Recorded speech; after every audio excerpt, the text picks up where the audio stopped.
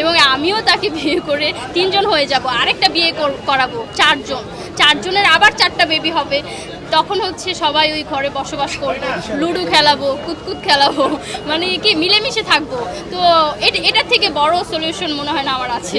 এভাবে কি সাকিব খান এমনই একজন পার্সন, তাকে দেখে এমন কোনো মেয়ে নাই যে ক্রাশ খায় না। হ্যাঁ, অনেকেই অনেক কথা বলে যে সাকিব খান এইটা সেটা পুরো হয়ে গেছে, বাট আপনি তুফানের ট্রেলারটা দেখেন, মনে হবে যে সে 18 বছরের একটা কচি খোকা।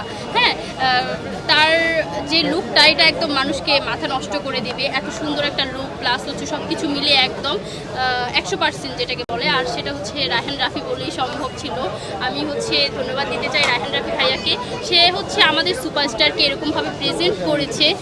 এটা কিন্তু আমাদের জন্য একটা গর্বের বিষয়, কারণ হচ্ছে আমরা বলিউডে এটা দেখতে পাই, এরকম বাজেটের গান, এরকম বাজেটের সিনেমা এটা বলিউডে দেখতে পাই। তবে এটা যে আমাদের দেশে পসিবল হয়ে, শোনেন, সে হচ্ছে আমার ক্রাশ, তাকে ভালো লাগবে, তাকে হচ্ছে আমার কিছু করতে ইচ্ছে করবে, এটাই তো স্বাভাবিক, তাই না? সে যেহেতু আমার ক্রাশ, তো আমি হচ্ছে কি যে অন্য সব মেয়েরা বলে না, আমি হচ্ছে বলে দিই, কারণ আমি হচ্ছে আমার ভিতরে কোনো কথা চাপা থাকে না, আমি একদম বলে দিই।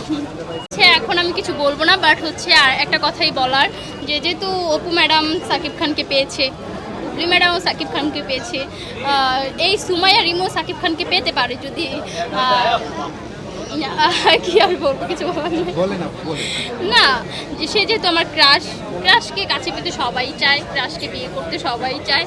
তো যাই হোক, সব মিলে আমার আশা একদম অনেক বড় যে তার সাথে আমি মুভি করব, প্লাস হচ্ছে আমি তার সাথে স্ক্রিন শেয়ার করব। এটা হচ্ছে আমার ছোটোবেলা থেকে স্বপ্ন।